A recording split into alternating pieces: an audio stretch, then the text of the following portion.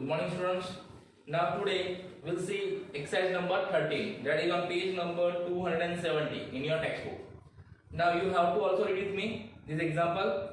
So what is given? L, B and W are the partners of firm sharing property loss in the ratio of 2:2:1. So here there are three partners, L, B and W, and they are sharing property loss in which ratio?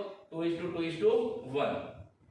Now balance sheet is given. So first of all we have to tick mark on reserves and goodwill if it is given, which is distributed between all partners in their old ratio. So here general reserve is given on liability side and asset side goodwill is given. So here there are two things, general reserve and goodwill, इन दोनों पे टिक कीजिए. इसको हमें distribute करना है सभी partners के अंदर ओल्ड रेशियो में, जब पार्टनर्स कैपिटल अकाउंट बनाएंगे तब. Now what are the condition on retirement? So here W retired कौन होता है? W, और W जो रिटायर होता है उसमें कंडीशन कौन सी हमको दी है? So what is first condition? Market value of building is ₹50,000. It means what? Your market value of building is now how many? 50,000. And what is old value of building? That is 37,000. आपकी balance में दी है, old balance में building कितना दिया? 37,000. अभी कितनी होगी इसकी value? 50,000. It means what? Increase in the value of building. How many? 13,000. 50,000 minus 37,000. So value of building is how many? 13,000.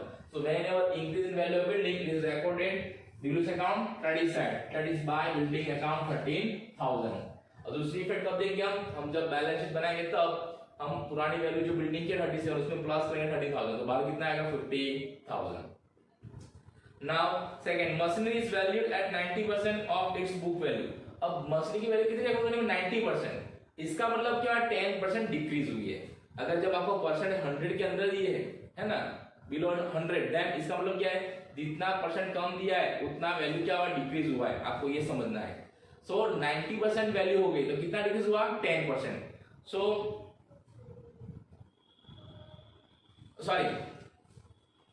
Sorry दूसरा नंबर का एडजस्टमेंट क्या आपका? Book value of stock is 10% more than its cost. Book value of cost is more than 10% is cost and stock is to be recorded at its cost. अब stock की value 10% ज्यादा record की हमने, और हमको क्या करना है?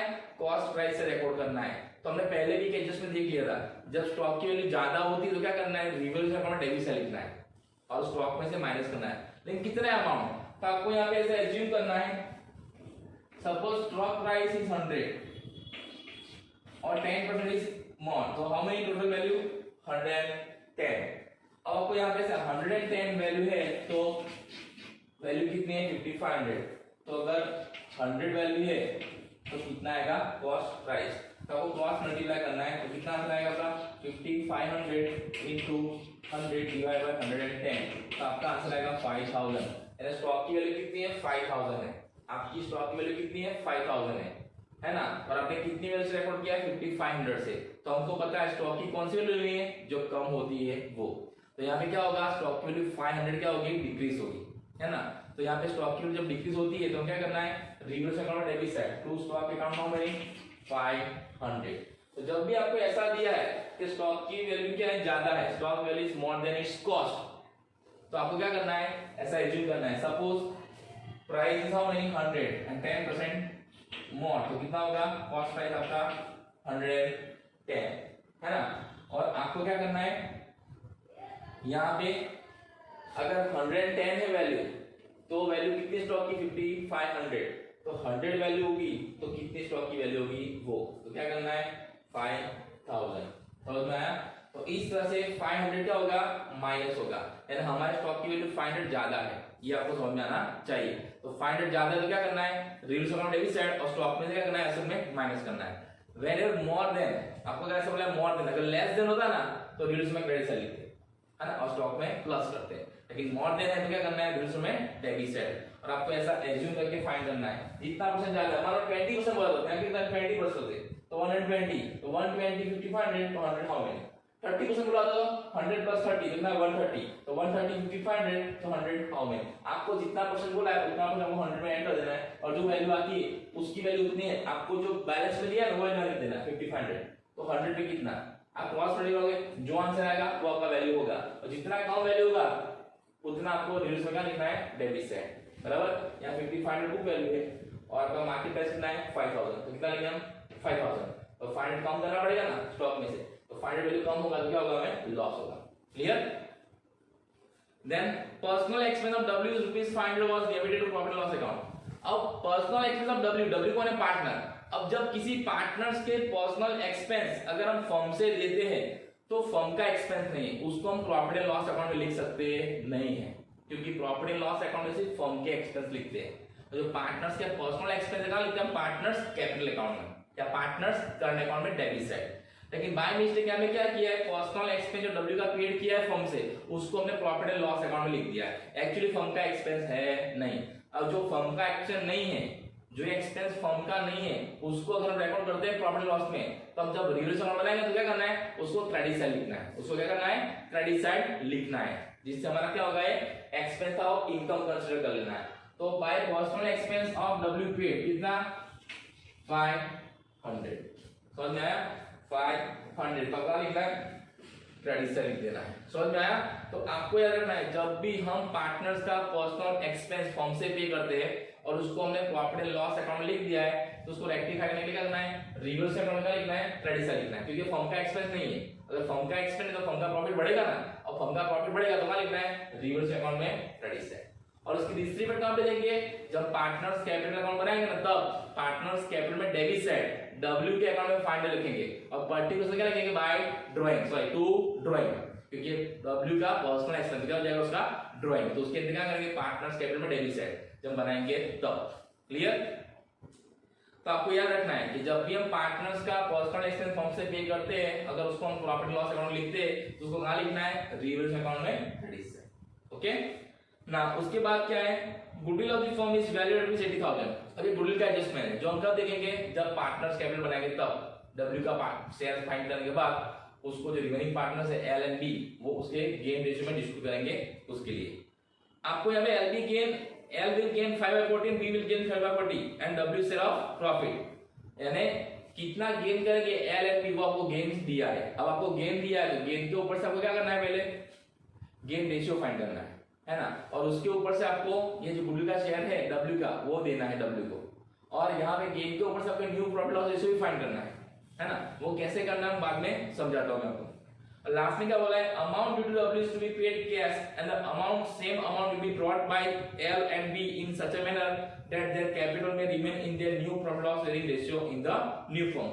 अब W को जितना भी पैसा देना निकलता है वो दे देना है इमीडिएटली, और वो पैसा जितना देना निकलता है W को, वो दोनों L एंड B कैसे लाएंगे, new profit and loss sharing ratio में लेके आएंगे अपने घर से। ये एंट्री देखेंगे हम जब पार्टनर्स कैपिटल बनाऊंगा तब। क्लियर? पहले हम करते हैं रिवल्यूशन अकाउंट में प्रॉफिट एंड लॉस। तो यहाँ पे देखो रिवल्यूशन अकाउंट में क्रेडिट साइड बोले 13,500, उसको हम दोनों साइड लिखते हैं 13,500 13,500, तो कितना डिफरेंस आएगा यहाँ पे 13,000। अब उस 13,000 को आपको 2:1 में क्या करना है, डिवाइड करना है ना। आपका रेशियो क्या उसका 2:2:1, तो कितना आएगा 5200 एंड 2600, इस तरह से आएगा। अगर 13,000 का 2:1 में डिवाइड करोगे तो आपका आंसर ये आएगा। और ये क्या है, प्रॉफिट। प्रॉफिट कहाँ लिखते हैं हम, पार्टनर्स कैपिटल में क्रेडिट साइड। ओके,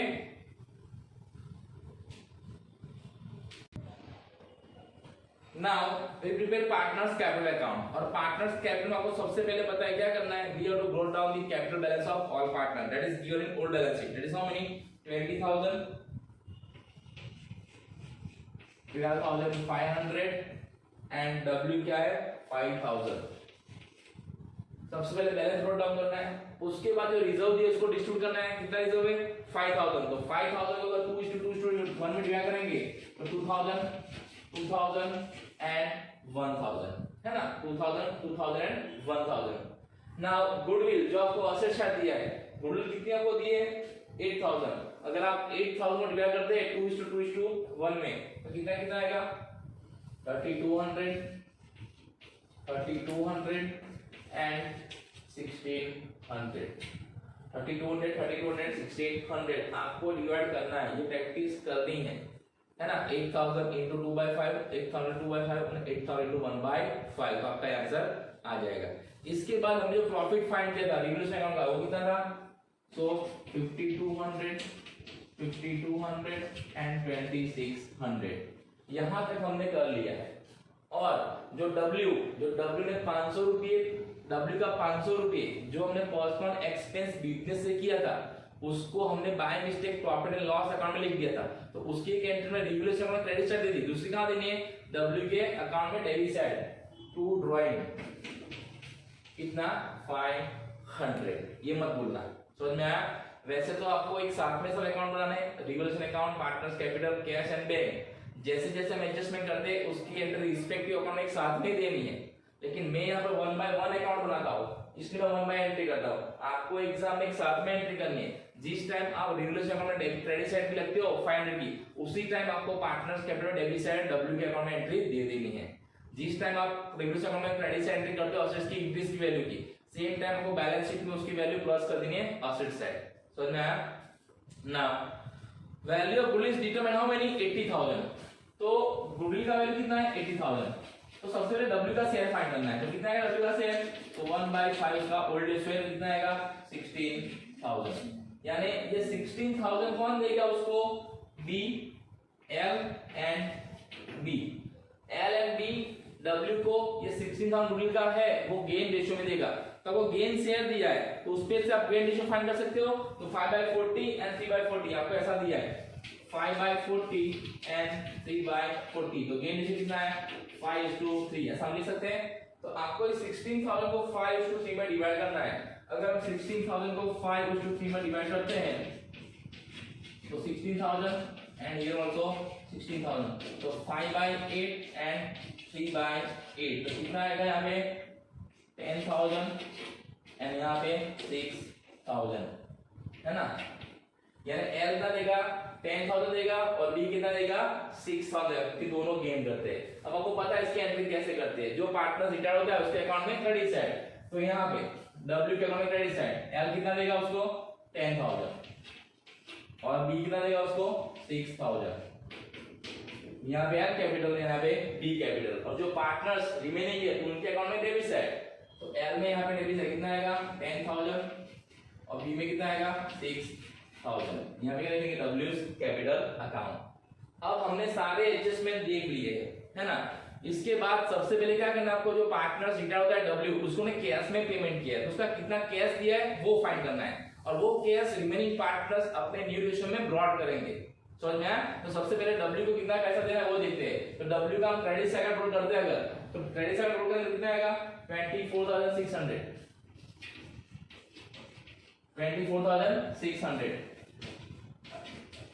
और इसमें से अगर हम डेबिट साइड की एंट्री माइनस करते हैं ये 1600 एंड 500, तो इसका आंसर आपका आएगा 22,500, इसको 22,500 कैश में देंगे, है ना, 22,500 है, अगर हम कैश अमाउंट देंगे, यहाँ लिखा है टू कैश, इसकी दूसरी एंट्री कहाँ करेंगे हम कैश अकाउंट में credit side bye W capital account 22,500, जब कैश अकाउंट बनाएंगे तब। अब ये 22,500 जो W को देना है वो L एंड B, अभी 22,500 क्या करेंगे न्यू रेशियो में लाएंगे, तो यहाँ पे आपको L एंड B का न्यू रेशियो फाइंड करना है, तो हम न्यू रेशियो फाइंड कर सकते हैं। तो यस आपको गेन शेयर दिया हुआ है देखो, है ना, तो आप गेन शेयर को अगर ओल्ड शेयर में प्लस करोगे, क्या रेशियो का formula, new ratio is equal to old ratio plus gain, अगर आप न्यू ओल्ड रेशियो में गेन प्लस करोगे तो आपको L एंड B का न्यू रेशियो मिलेगा, तो L एंड B का न्यू रेशियो कितना आएगा आपका, वो आएगा आपका 21/40 एंड 19/40, ये आपको फाइंड करना है। ये आंसर कैसे आता है, मैंने आपको फॉर्मूला समझाया होता, यहाँ पे आपको शेयर दिया है तो हमको पता है जब भी रिटायरिंग पार्ट रिमेनिंग पार्ट का शेयर दिया होता है तो न्यू रेशियो कैसे फाइंड करते हैं, new ratio is equal to old share plus gain, तो उनका ओल्ड शेयर आपके पास है 2/5, उसके अंदर उनका जो आपको गेन दिया है क्या दिया, ये वाला 5/40 एंड 3/40, उसको प्लस करोगे तो आपको आंसर मिलेगा 21/40 19/40। अब 21/40 एंड 19/40 22,500 को डिवाइड करना है, अगर हम इसको डिवाइड करते हैं ये 22,500 एंड 22,500, इसको 21/40 एंड इसको 19/40, अगर आप इसको ऐसे डिवाइड करोगे तो आपको कितना आंसर मिलेगा, इसका आंसर आएगा आपका 10,675 और इसका आंसर आएगा 11,825, ये दो आंसर आपको मिलेंगे। इसका मतलब क्या है, L एंड B को इतना कैश लेके आना है, क्योंकि जितना कैश हमको W को देना है उतना कैश एल एंड बी उनके न्यू रेशियो में लेके आएंगे, हमने फाइंड किया तो कितना कैश लेके आएंगे दोनों, तो यहाँ पे लिखा है कैश में 10,675, यहाँ पे 11,825, इतना दोनों कैश लेके आएंगे तो ही डब्ल्यू को पैसा मिलेगा। समझ में आया? अब क्या करना है आपको, एल एंड बी का क्रेडिट से कंट्रोल करना है, तो कितना आएगा वो आपका आएगा 37,875 एल का, और बी का आएगा 31,525। इनको हम लिखेंगे दोनों साइड 37,875 एंड 31,525। अब इसमें से दो एंट्री माइनस करेंगे तो उनका बैलेंस कितना आएगा आपका, तो उनका बैलेंस आपका आएगा, इसमें से आपको ये माइनस करना है 31,525 में से आपको 6,000 प्लस 3,200 माइनस करना है, और इसमें से 37,875 में से आपको ये दो अमाउंट क्या करना है, माइनस करना है। तो वो माइनस करेंगे तो उसका हमें आंसर मिलेगा, और वो जो आंसर आएगा वो क्या होगा, उनका डिफरेंस। क्या आएगा, उनका डिफरेंस। ओके, तो यहाँ पे माइनस करते कितना आएगा आपका 9,000 माइनस करेंगे 31 में से तो कितना आएगा 22,325 बराबर, और यहाँ पे माइनस करेंगे 13,200, तो इसका आंसर आएगा वो आपको करना है। ओके, अगर हम टोटल करते हैं दोनों का और इसमें माइनस करेंगे तो इसका आएगा 22,335, और इसमें से अगर हम 13,200 माइनस करते हैं तो इसका आंसर आएगा आपका 24,675 बराबर। अब नई बैलेंस शीट में हमें ये बैलेंस दिखाना है पार्टनर्स का, और डब्ल्यू का लॉन दिखाना नहीं है। अब तक हम रिटायर पार्टनर का लॉन दिखाते थे, लेकिन इसका लॉन दिखाना नहीं, क्यों, हमने डब्ल्यू को इमीडिएटली पे कर दिया है, और डब्ल्यू को जितना पे करना था 22,500 उतना कैश एल एंड बी लेके आते अपने न्यू रेशियो में। तो यहाँ पे कैश अकाउंट में एंट्री आएगी, दो पार्टनर्स कैश लेके आते हैं उसकी, और एक पार्टनर्स कैश लेके जाता है उसकी। लेकिन अगर बैलेंस है कैश अकाउंट का वो तो एज इट इज रहेगा, क्योंकि जितना डब्ल्यू को पैसा देते हैं उतना ही एल एंड बी लेके आते हैं। तो opening balance and closing balance cash account का तो सेम रहेगा, लेकिन आपको कैश अकाउंट बनाना है क्योंकि उसकी एंट्री देनी है, इसलिए। समझ में आया? तो ये हो गया आपका पार्टनर्स कैपिटल अकाउंट, और आपको समझ लेना है कि एंट्री कैसे हमने की है। यहाँ पे क्या बोला है, डब्ल्यू को जितना पैसा देना है कैश में उतना L and B new ratio में लेके आएगा। तो आपको न्यू रेशियो फाइंड करना है, और पहले आपको डब्ल्यू को कितना पैसा देना है वो फाइंड करना है, फिर उसको आपको इस रेशियो में डिवाइड करना है। इतना कैश लेके आएंगे, जब पार्टनर्स कैश लेके आता है तो उसके अकाउंट में कहां लिखते हैं, क्रेडिट साइड, और जो पार्टनर्स कैश लेके जाता है उसके अकाउंट में लिखते हैं डेबिट साइड। अब हम क्या बनाएंगे, cash account and new balance sheet after retirement. Now cash account. So in cash account, first of all we have to write down what balance wrote down, which is given in old balance sheet. It is how many 2,000. तो सबसे पहले आपको लिखना है to balance wrote down 2,000। उसके बाद जो partners cash लेके आते हैं उसकी जनरल एंट्री क्या होती है, तो cash account debited to L's capital account and to B's capital account. तो 20 एल एंड बी में क्रेडिट से लिख दिया हमने बाय कैश। अब कैश अकाउंट डेबिट साइड में to L and to B capital account, how many 10,675 11,825, वो दोनों जितना कैश लेके आते हैं वो। क्रेडिट साइड बाय डब्ल्यूज कैपिटल अकाउंट, अब जब पार्टनर्स कैश लेके जाता है तो क्या एंट्री होती है, सो डब्ल्यूज capital account debited to cash account. तो डब्ल्यू में डेबिट साइड लिखा हमने टू कैश, और कैश में क्रेडिट साइड बाय डब्ल्यूज capital account, how many 22,500। Then we have to find out balance of cash account. So total of debit side is 24,500, हमको दोनों side लिखना है 24,500, और उसमें से आपको 22,500 माइनस करने दो, कितना आएगा answer 2,000।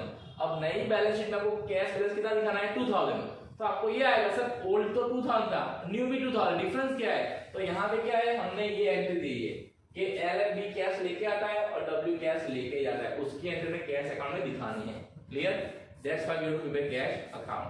Now after this new balance sheet, उसमें दो पार्टनर्स है एल एंड बी, उनका कैपिटल कितना था हमने फाइंड किया था, तो 24,675 एंड बी का कैपिटल था आपका 22,325।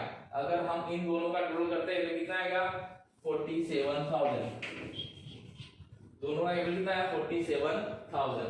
अब क्रेडिटर्स एंड आउटस्टैंडिंग एक्सपेंस, आपकी जो ओल्ड बैलेंस शीट है उसमें जनरल रिजर्व में डिस्ट्रीब्यूट कर दिए, और बाकी क्या रहा क्रेडिटर्स एंड आउटस्टैंडिंग रिजर्व, तो 20,000 एंड 3,000, और कोई एंट्री है नहीं। Same way asset side, building की वैल्यू, गुडविल आपको दिखाना नहीं है, और बिल्डिंग की वैल्यू कितनी थी ओल्ड 37,000, उसमें 13,000 प्लस कीजिए तो बाहर कितना आएगा 50,000, जो उनको दिखाना था, बिल्डिंग का वैल्यू 50,000।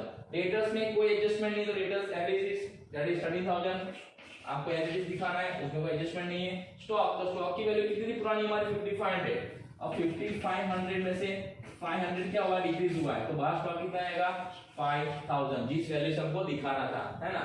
देन कैश, आपका जो कैश बैलेंस है वो कितना आएगा 2000, जो हमने फाइंड किया वो। अगर हम टोटल करते हैं दोनों साइड का तो कितना आएगा 47,000 प्लस 20,000, तो 67,000 प्लस 3,000 तो 70,000। तो here also it is what 70,000।